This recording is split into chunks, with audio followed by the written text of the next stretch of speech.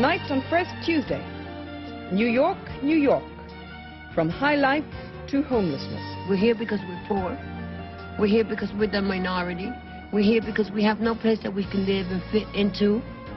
Even for the lucky ones, a dormitory as big as a football field. And the chilling price of fame, what it's costing New York's greatest dancing star. It is hard to imagine the proclaimed finest ballerina of the Western world stalking the streets at night to try to get cocaine so she could dance.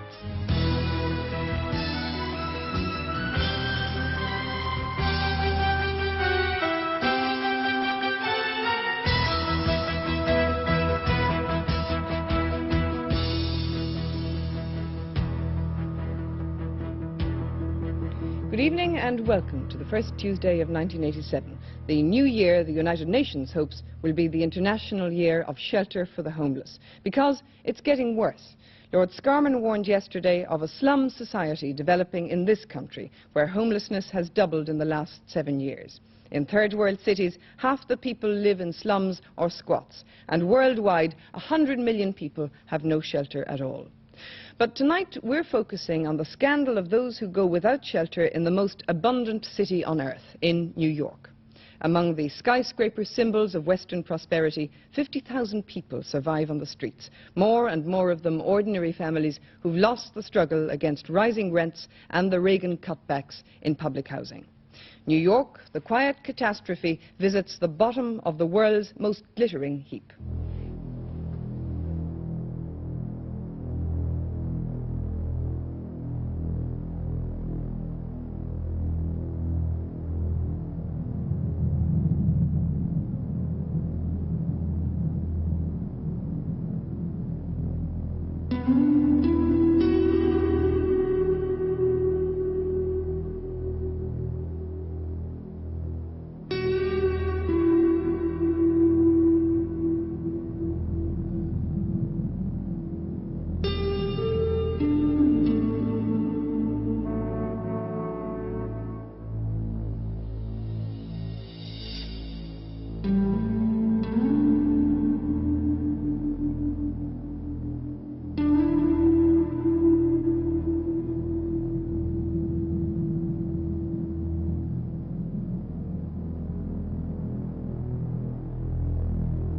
I think I remember seeing a plaque on the beacon in New York Harbor, the Statue of Liberty, that welcomes the huddled masses yearning to breathe free, the homeless, the refugee, to the United States.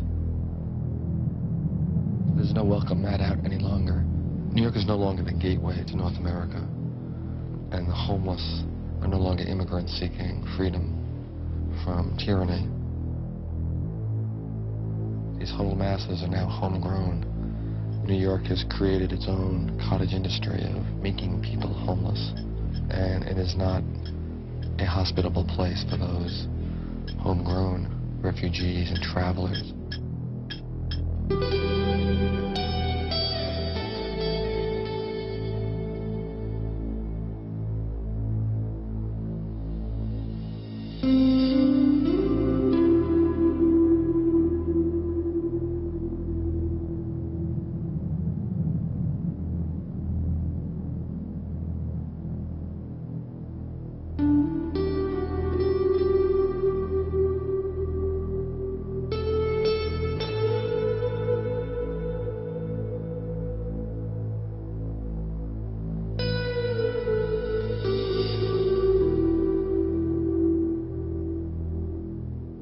I think anyone with eyes thinks of Charles Dickens when they walk the streets of New York. We're going to have the specter of an old woman sleeping outside Tiffany's, the beautiful Fifth Avenue jewelry store. We have a specter of children being driven in limousines past mothers with babies begging on the street. We're becoming, tragically for all of us, a city of the very affluent and the deeply impoverished. So we have 14 million children in this country living in poverty. That means below the amount of money needed to survive. That's what that means.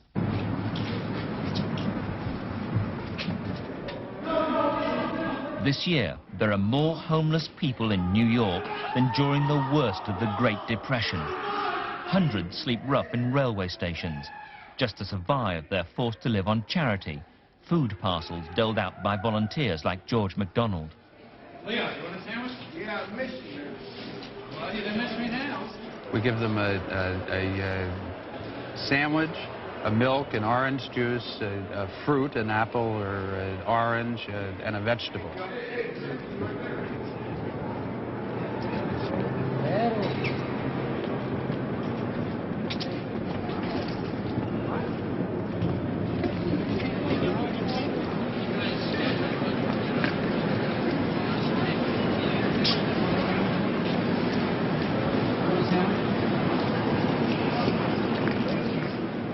Ronald Reagan believes that these people are here by choice. He believes that they can pull themselves up by their bootstraps. But when you have no boots, you can't pull yourself up. Here, you want the milk? How can we tell the world about what a great country America is when we have 50,000 homeless folks living on the streets of the most abundant capital of the world? How do you explain it to children when you bring them into a transportation terminal and they see 6, 8, 10 people laying down against a wall, and Mommy, what's the matter with them? Am I going to grow up to be like them, to live like them? This terminal closes at 1:30 and they're evicted out into the cold. And they'll find nooks and crannies to go sleep in, but in reality, they'll sleep on the street. 2 years ago, there was a woman ejected who froze to death. She had been ill for several nights, and on the night before she died, there was a request made of the police officers here to call an ambulance, which they ignored. And then they made her leave the terminal rather than call an ambulance. She spent the night out on the subway ramp, and then Christmas Day she died on the bench over here. I gave her a scarf and some mittens on the Sunday before Christmas, and she was real happy about that, and she was always thankful to get the sandwich. She used to bum cigarettes from people, one at a time, just one cigarette, please. She was a nice woman. And she didn't need to die.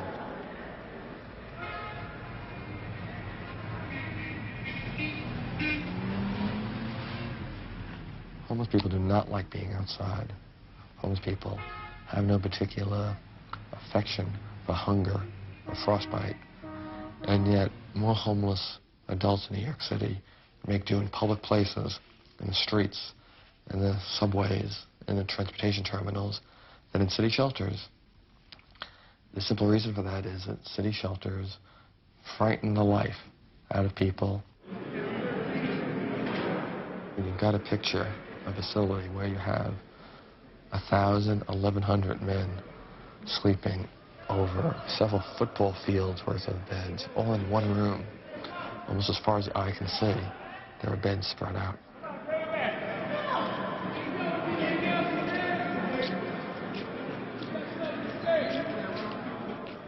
I'm saying these shelters are dangerous.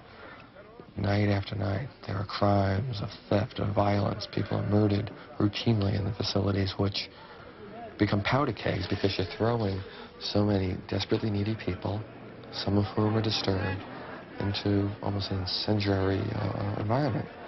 You can imagine the scenes of chaos, nightmare that go on in these places.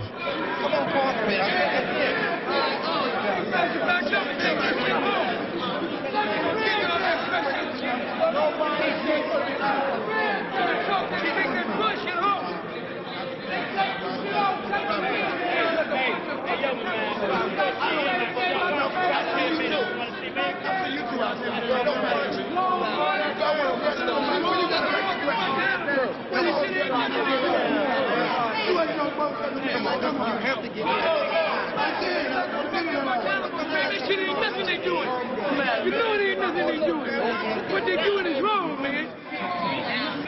It's terrible. Terrible conditions, terrible sleeping conditions, terrible food, that's that. They'll never have nothing. When they do have food, they don't want to give it out. Just look at it, you know?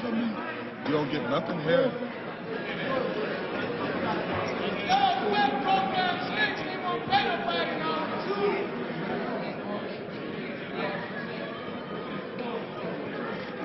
It's just like a jail. I tease everybody instead of calling. The staff call them clients. We say inmates. And that's just how you treat it here sometimes. You feel like that all you got to do is put a number on, you know? Man, you ain't got no business talking no more.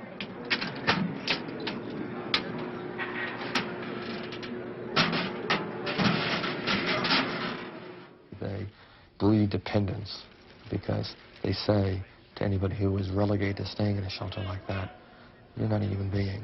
You're something less than a human being. And that's precisely the best way to make sure that a person never gets on his feet again. See, I'm not no bum. I lost my job, you understand? And when I lost my job, I couldn't maintain my rent, so I got kicked out. This was the second stop until I found a job. I had an infected foot, okay? And that's why I'm here. That's the big misconception everybody have with the homeless. Homeless has got a stigma, you know? That everybody is a Bowery bum, you know, winos.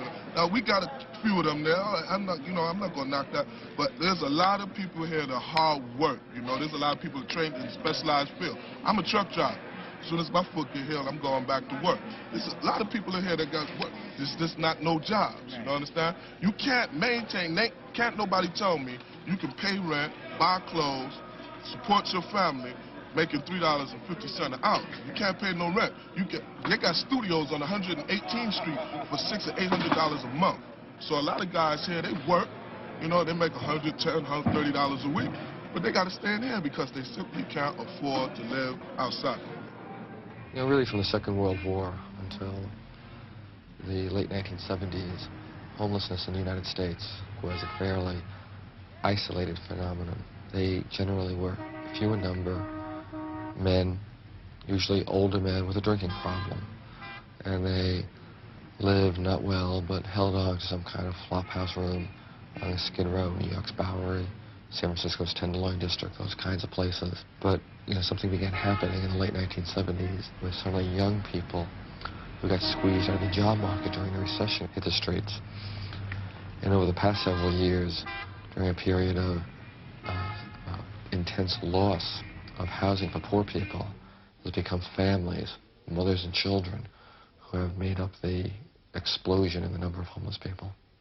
The picture most New Yorkers have of the homeless is the picture of the old man or old women surrounded by shopping bags.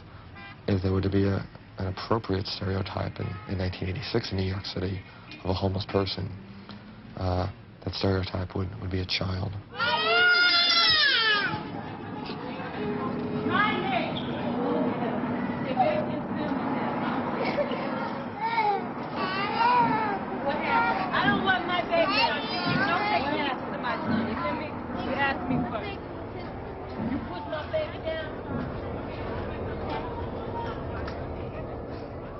New York City's response to this explosion of young homeless families has been to develop the system of mass shelters. Men, women and children sleep and live in regimented rows, sometimes hundreds to a single vast room. Has the school started yet? Yeah. Mass shelters like this one in the Bronx are often a homeless family's first destination. Ivy Chapman lived happily for 8 years in her apartment in Brooklyn. Then the city authorities closed the building for renovation. She was told it would take only 6 months, but the job was never completed. As a result, Ivy and her family are now locked into the shelter system. This is my home. Like, this is it. You know, this is where we sleep. This is like your bedroom. This is my house right here. These 4 beds are mine. And I block out everything else, and I take care of this. I make sure it's clean. I spray it, so just in case there's bugs or something. So I spray with Lysol, and I keep it clean. If you miss breakfast, that's it. If you miss lunch, that's it. If you miss dinner, that's it. You don't get no more food. Oh, look at that ugly face! You can see it's kind of degrading, humiliating, because there's no doors on the bathroom. Do you want a tour? Come. We do have a few doors now, don't get me wrong. This one's out of order. This one locks. This one doesn't. Now, we're getting to the shower part, right? Half of them don't have shower curtains. These four are cold water for you, okay? You got the cold water here. You can freeze to death here. But these two are scalding hot. These two are too much. You want to look at them? I mean, would you want to take a shower in this? Look at this. Would you really? Look at that. Would you really want to wash in this? It's all like that. It's all rusty and carrying on. You know, it's not right. There's no privacy here. Everything is open and there's no privacy at all here. If you get dressed, you have to go in there and everybody's watching you. And sometimes you need some privacy somewhere.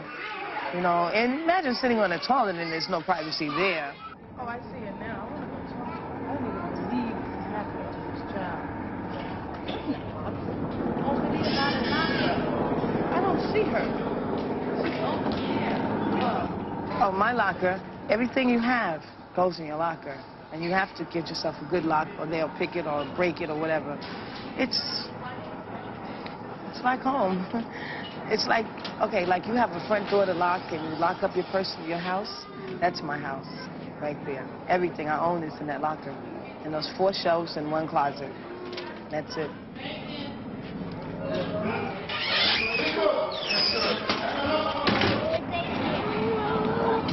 Come on, Mommy. Come on, Mommy.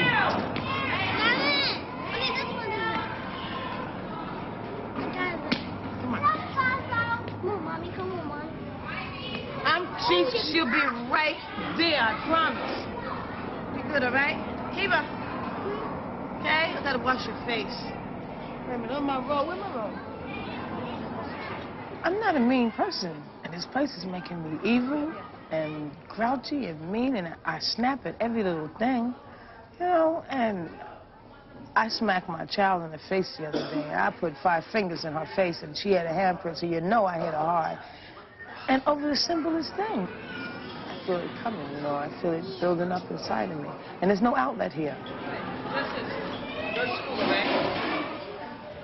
There's nothing I can do. Can't even get away. At least at home, when I was home, I could leave my children home and take a walk. If I want to go for a walk here, I have to take them with me, so what's the use? What's the use to take the walk? If there's one reason why so many New Yorkers and Americans have become homeless, the answer is the lack of housing that's affordable for poor people. There's been a dramatic decline, for a lot of reasons, in the availability of low-income housing, and that's true across the nation. The consequence of that gap between the need for housing and the supply of housing has been literally a Darwinian struggle has ensued, where the frail, the weak, the very old, the very young, the badly educated, the unemployed, the weak competitors lose the battle for housing. That's what you call homeless people.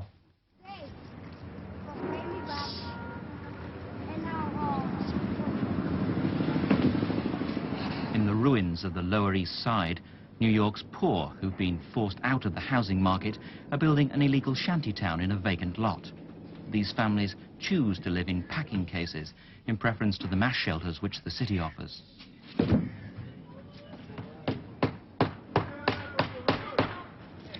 Okay, well, this is our new gathering room and kitchen area, which is because we just have so many people come by to eat dinner or to talk with us that we're very crowded, especially in the cold weather.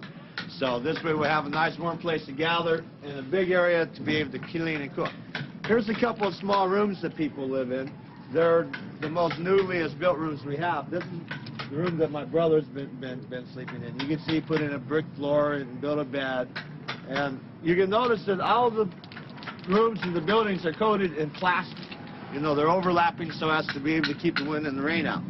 This is a room that eventually somebody would be sleeping in, but temporarily we've been using as storage until we get the kitchen built. This is where Mike and Dee lives. This is Doc's room here. This is my room here behind this nice little door. We're here for multiple reasons. We're here because we're poor. We're here because we're the minority. We're here because we have no place that we can live and fit into. We have buildings close to us, so close, that all you have to do is look. And they rent for $1,500, $1,500. And poor people in this community cannot pay that because they live with fixed incomes. we're protesting the actions of the city that have made us homeless. We're protesting the fact that the city closes down its low-cost housing and throws people out onto the street, destroys the buildings so nobody can live in them, and then gives the property over to developers who put in extremely expensive cost housing. I don't mean the housing they build is good quality housing. I just mean they rent it for big bucks. Affluent people want to move into an old inner city neighborhood, and suddenly slums are knocked down and people are displaced. There's truth in the saying that the only thing worse than having a slum is having no slums, because this gentrification has squeezed poor, elderly people often out of the neighborhoods and onto the streets. And I'm not being forced out because I'll never leave this community. My children live here. I grew up here. My parents are from here. We've lived here all our lives, and we don't feel we should be pushed out by bureaucracy and the government. And as such, we're not leaving. We're not moving. And we're going to stay here and fight. Ivy's only way out of the shelters is to find an apartment. The city's welfare system allows her just £45 a week for rent. But even in New York's run-down districts, landlords demand double that amount. Nonetheless, the search for a home goes on. Every day I get out and I walk, I look, I knock on doors, I go to real estates, I look in the paper mainly for different places. I put in applications for New York City housing. You walk, you look. You have to. You have no other choice. Go up the steps, please. Up the steps? Yes. Go ahead. Watch your step. This thing is loose. Watch your step. You're on a waiting list. You're on a waiting list. They sent me a number. I was 5,700 and something a year ago. This is a year later, and I haven't went up no further on the list. Is the dog loose? Yeah. You the super? Son. Okay, I'm came to see if you have any apartments available. No. There's none? Not even, this is co-op, right? Hold up. Super, come on. Okay, thank you. Cameras, come for.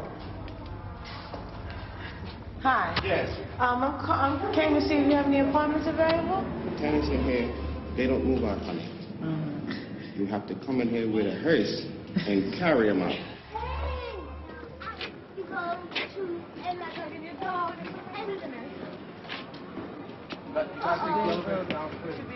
I'm looking for a decent, quiet street where I don't have to worry about my children being snatched from me, my house being robbed if I go to work or school.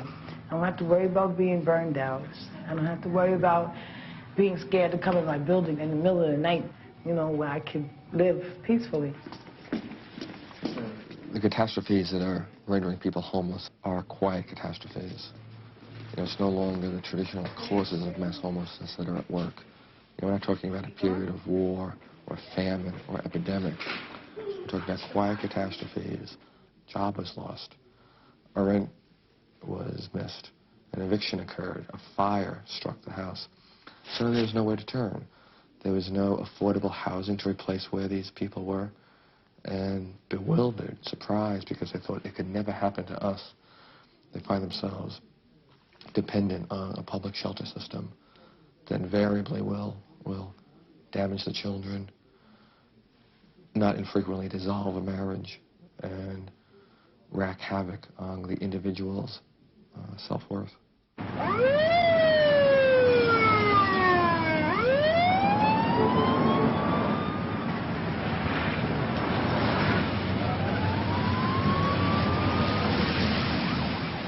After months in the mass shelters of Brooklyn or the Bronx, many homeless families are moved right into Manhattan. They're put in seedy private hotels rented by the city. Some hotels have been fined thousands of dollars for breaking fire and health codes. Hundreds of young families live just a block from 42nd Street, the hub of New York's drug and prostitution rackets. Families like Kathy Wilson's. Having escaped the shelters, she and her 3 young children have been put in a single room on the 8th floor of the Martinique Hotel. It's the pits, okay? It's totally a downer because you don't know what type of person's living next door to you. You don't know what type of person you're riding upstairs in the elevator with. Clear the hallway up. And everybody in here has a problem. Number one, housing. Number two, mental anguish. Number three, the weak get involved in drugs. Okay, so it's not good at all. My children are used to, Ma, can I go outside? Yeah, you can go outside. Okay, but living in the Martinique, it's like, Ma, can I go outside? No, you cannot go outside. You know, they have children missing, children raped. Anything can happen to your kid living here.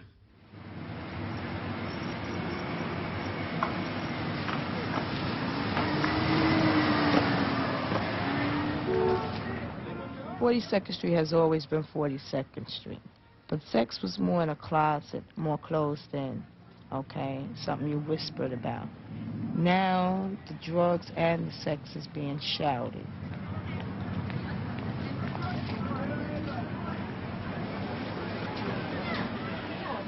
You teach your child not to deal with these things, to stay away from them. But they look at them every day as soon as they walk out of the building. They see them right where they live. In Midtown Manhattan, hotel families like Kathy's are expected to eat in restaurants. The authorities give her just 50 pence per meal for each of her children.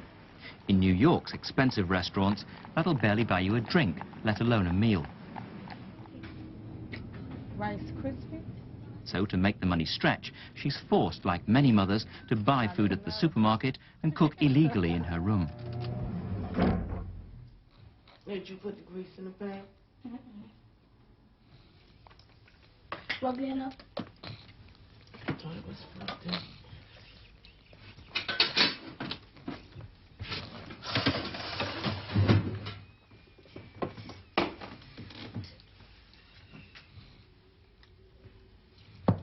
Put it all in there. Some people buy hot plates. I feel a hot plate is too dangerous. Okay, so I'm buying an electric pot, an electric frying pan. It's illegal, totally. Fire prevention, fire inspections, it's totally illegal. Okay, we are not supposed to have anything to cook in your room.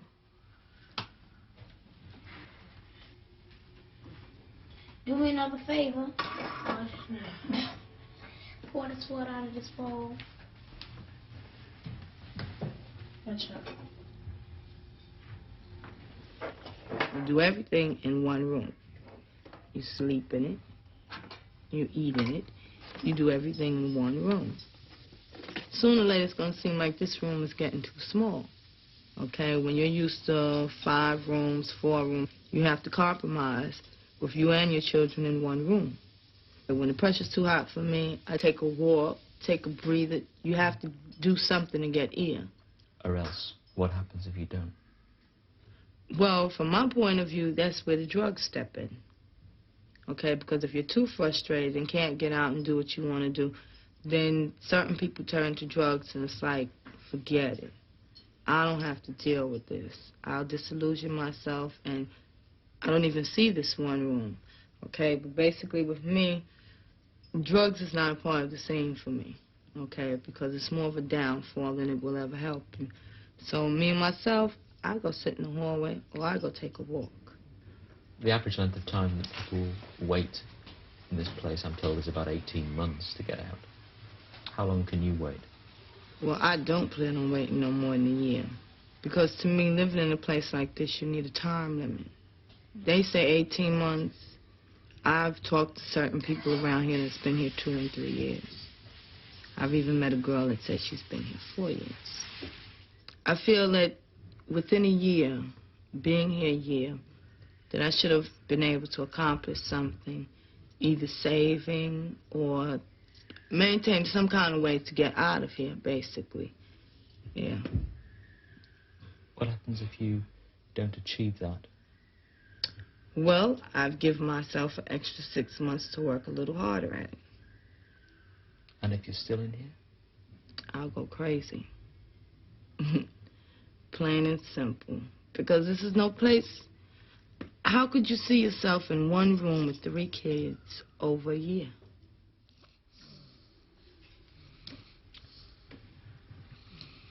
You can throw that can away when you finish.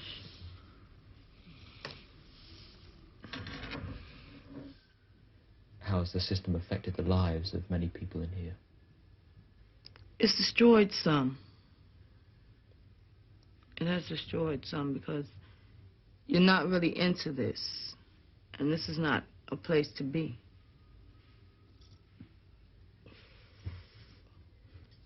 Excuse me. Did you ever think that this might happen to you? No, I didn't. I never thought that I would end up in a place like this. I don't mean no harm, but y'all have to stop. I am getting sick on y'all.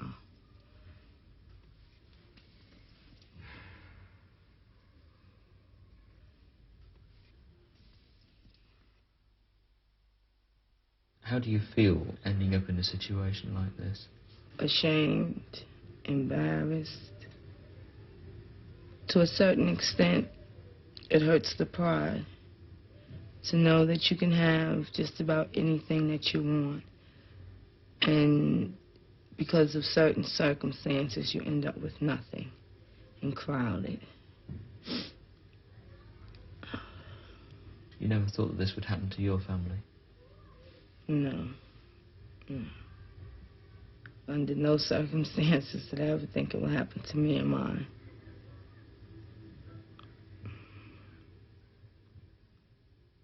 I mean, it boggles the mind how we can, as taxpayers, tolerate a $3,000 a month payment from government for a room that is the size of a closet, that has a race usually between the number of rats and the number of cockroaches. But it doesn't matter. These are only homeless families, and these are only children who probably won't do very well anyway.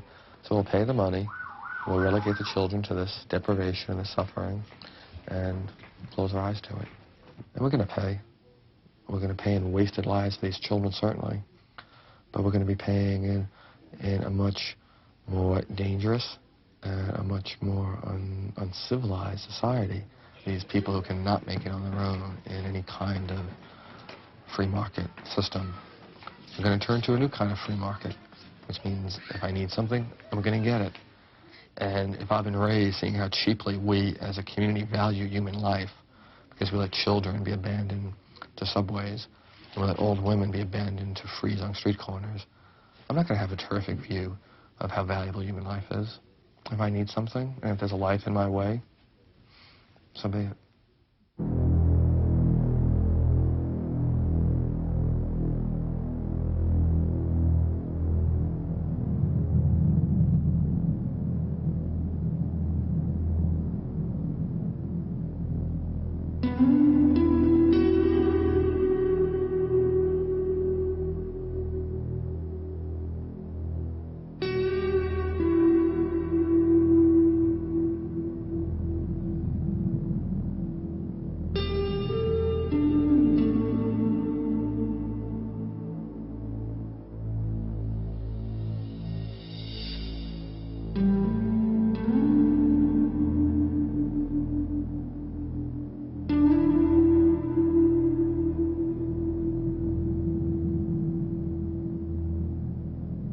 When you're homeless, you live fairly invisibly, and you die invisibly and anonymously. The person's remains will be brought to a city morgue where they'll wait several weeks, sometimes several months.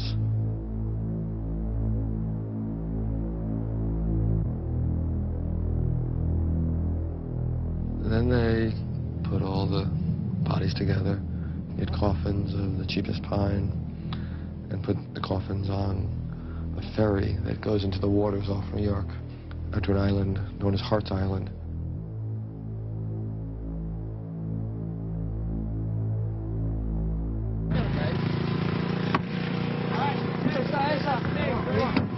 Push it. People from the city jail are assigned to dig large holes for mass graves. One more. Right there.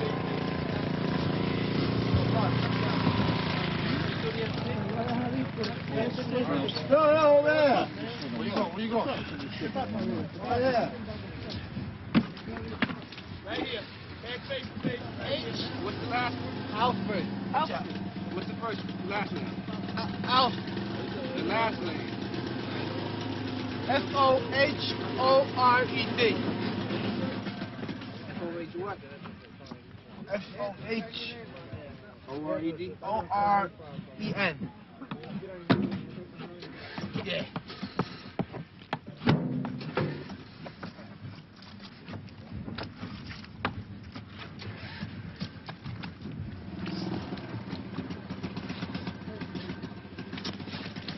These people are buried really in the same way they lived, unknown, unmourned, anonymous. And the community of that mass grave perhaps is the closest a lot of these folks have had to community for many years.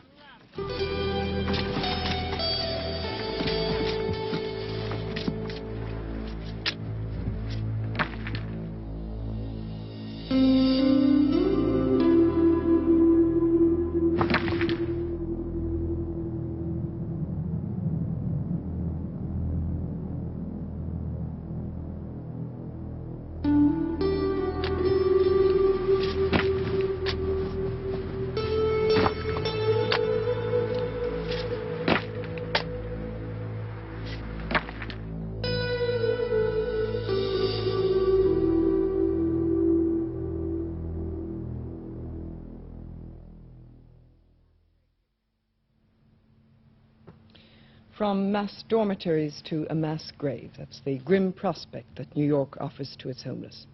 But it offers other prospects, as ballerina Gelsey Kirkland discovered when she danced her way to the top in New York. For what it cost her to stay there, join us after the break.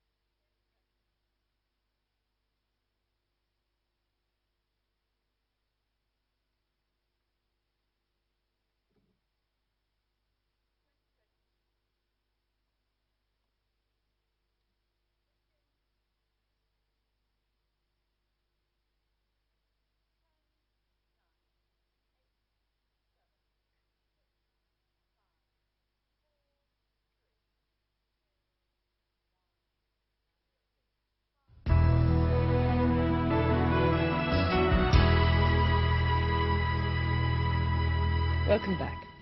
For ballerina Gelsey Kirkland, it looked as though it had all been worth it. You gave your soul, but particularly your body, to the dance, and you were rewarded 100-fold. Stardom with the New York City Ballet, your partner, the legendary Mikhail Baryshnikov, fame, fortune, the cover of Time magazine, it was all yours. But for Gelsey Kirkland, the price was greater, far greater, than anyone could have guessed, as she revealed in Dancing on Her Grave, a CBS report by Jan Legnito.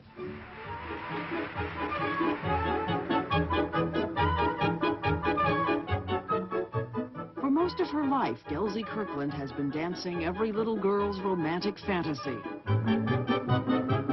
Her speed and energy and grace made her the most exciting ballerina of her generation. Dancing with ballet's greatest partners, dazzling audiences around the world. But the relentless drive for perfection that elevated her to the top of the ballet world also nearly ended her life. There were dancers in the wings crying for me. I was in great pain. I had absolutely no control. And they were literally afraid I might fall over and die on stage. What Kirkland was dying from was cocaine. And the beauty of the ballet on stage concealed the pain of her life off stage. As here, when she was dancing on drugs. It almost destroyed everything.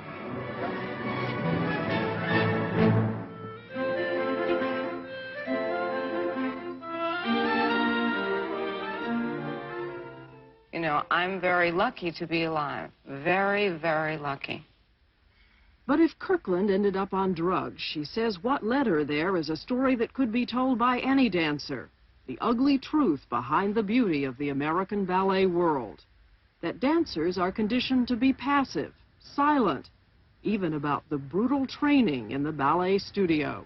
When I was about 11 years old, one of my teachers at the School of American Ballet said, "Elsie, turn out your feet." And I was already standing like this, and I had such narrow hips, and my knees were going this way, and I was in such pain. And I was doing plie absolutely like this, and she said, "Turn out more." Well, you know, I said, "Turn out, you really mean that?" You know, and I just gave her the evil eye, and I said, "Like this? Like this? You want to see me turn out? I'll turn out." And I mean, I was crippled by the time I was 12. To live with the pain and dance with it, that was the code. Dancing not for her own eyes, but for the eyes of one man, the man who created ballet in America, the legendary Mr. B, the late George Balanchine. She was only 15 when he asked her to join his New York City Ballet Company as one of his baby ballerinas. Her talent so impressed Balanchine that he choreographed new ballets for her, pushing her further, faster than any other ballerina. The physical cost was that it killed you to do it over a period of time because you had to deal with unnatural speed. You were pushed to the limit in terms of what your body can take. Did Balanchine care about your body? He cared how it looked, but not how it felt. And once, when she was too sick to dance, he found a way to make sure she did. By giving her some pills, she says he told her were vitamins. And I took them, and I went out on stage, and I was like a little bird who didn't know I didn't know where I was. I enjoyed myself. I thought everything was quite jolly. And I looked down at the end of the ballet, and my feet had a life of their own. Kirkland and a whole generation of ballerinas not only danced the way Balanchine wanted them to dance, they tried to look the way he wanted them to look. When he became obsessed with a beautiful dancer named Suzanne Farrell, they did too. Balanchine used to ask me when I was going to grow into my head. He thought that my head was too big for my body. So, since head shrinking was out of the question, there were other ways to try and look like Suzanne Farrell. Namely, plastic surgery. Kirkland, as always, went to extremes. She had her earlobes trimmed and had silicone injected into her breasts, her ankles, and her lips. It was total insanity because I felt that he had such an obsession with her face.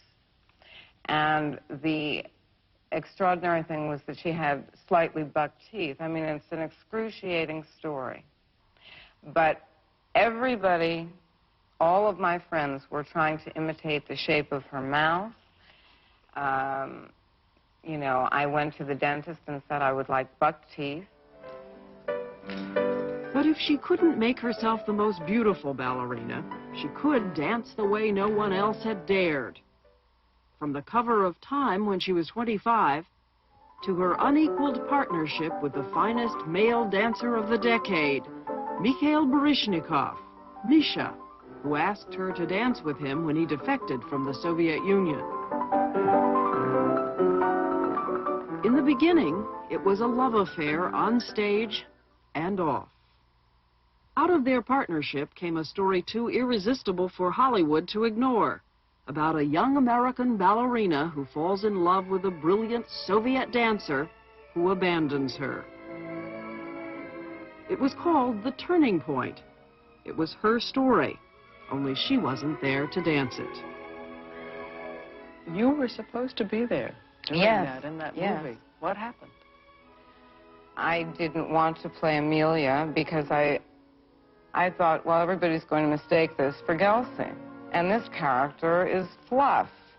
You know, she doesn't have anything between her ears. So what did you do? I starved myself. And by the summer, I was about 80 pounds. And got booted from the film. Right. Kirkland was suffering from anorexia and bulimia, self-induced starvation and throwing up. They are sicknesses that are rampant in the ballet world, a problem Kirkland traces again to the obsessions of George Balanchine. And he knocked on my chest, and he said, you know, dear, what is important is to see bones. That is what he believed was truly beautiful. So Gelsey Kirkland reached her turning point. Maybe it was the unending torment about her looks, or maybe her perfectionism, or the strain of her physical injuries, or maybe just the fact that her new dance partner and lover, Patrick Bissell, said he had what she needed: cocaine. So I went to the drug dealer and I said, listen, I have found what is going to solve all my problems. I'm going to go in, do class, do a hit before class, hit before rehearsal, and I'm going to have a state of mind which tells me, have confidence instantly, and just dance, enjoy yourself, and everybody else will too. Time magazine called her the most exciting young ballerina in the Western world today. We're very pleased to welcome to our show Miss Gelsey Kirkland.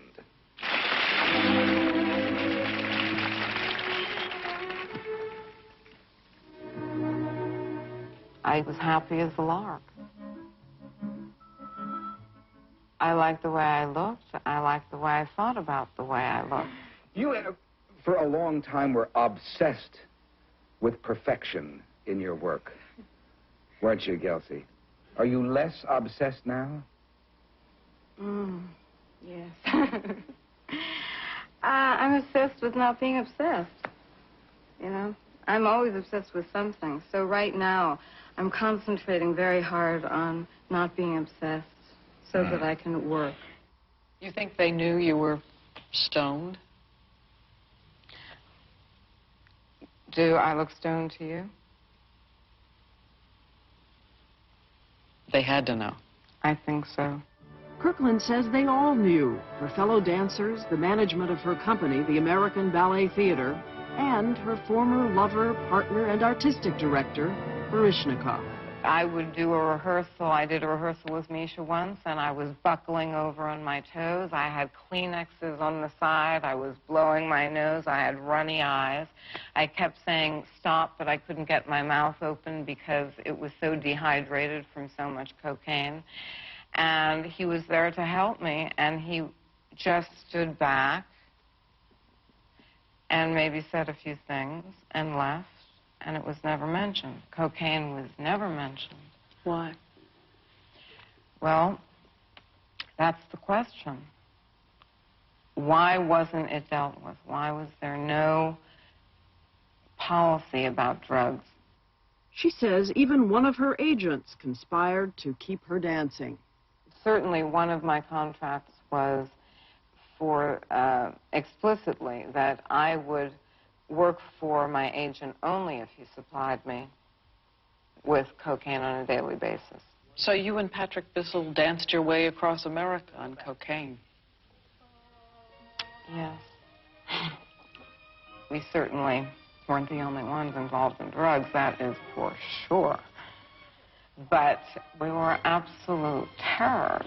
And it's extraordinary that the word cocaine never came up. It didn't matter how many times I was fined how many nights they knew we had obviously spent awake and came in with bug eyes. She's convinced what everyone wanted most was to avoid scandal and keep her dancing. Literally dancing on her grave. It was like her greatest role, Giselle, the story of a peasant girl who, betrayed by her lover, goes mad and dies of a broken heart, but returns in death, dancing all night to save her lover's life. But here, Gelsey Kirkland was rehearsing it and dancing it entirely on drugs. It is hard to imagine the proclaimed finest ballerina of the Western world stalking the streets at night to try to get cocaine so she could dance. I used to feel most at home in Harlem.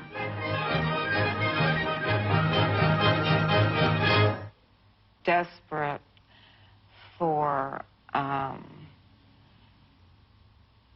to be put into that state of mind that says, I'm defeated. At the end of Giselle, the peasant girl goes back to the land of the dead.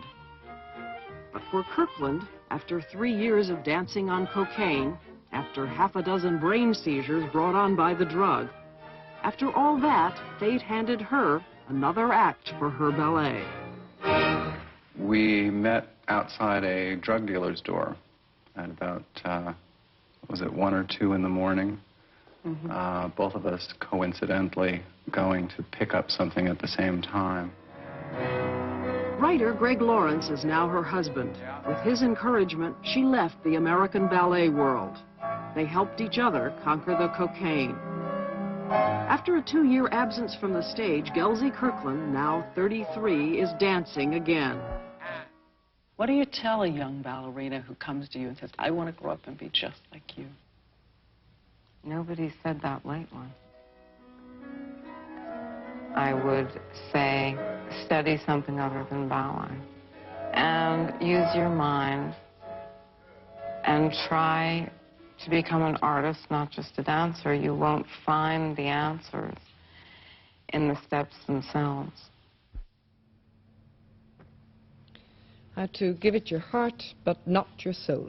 Gelsey Kirkland there, dancing her way back from the grave. And that brings the curtain down for us this evening. We'll be back as usual on the first Tuesday of February. Until then, good night.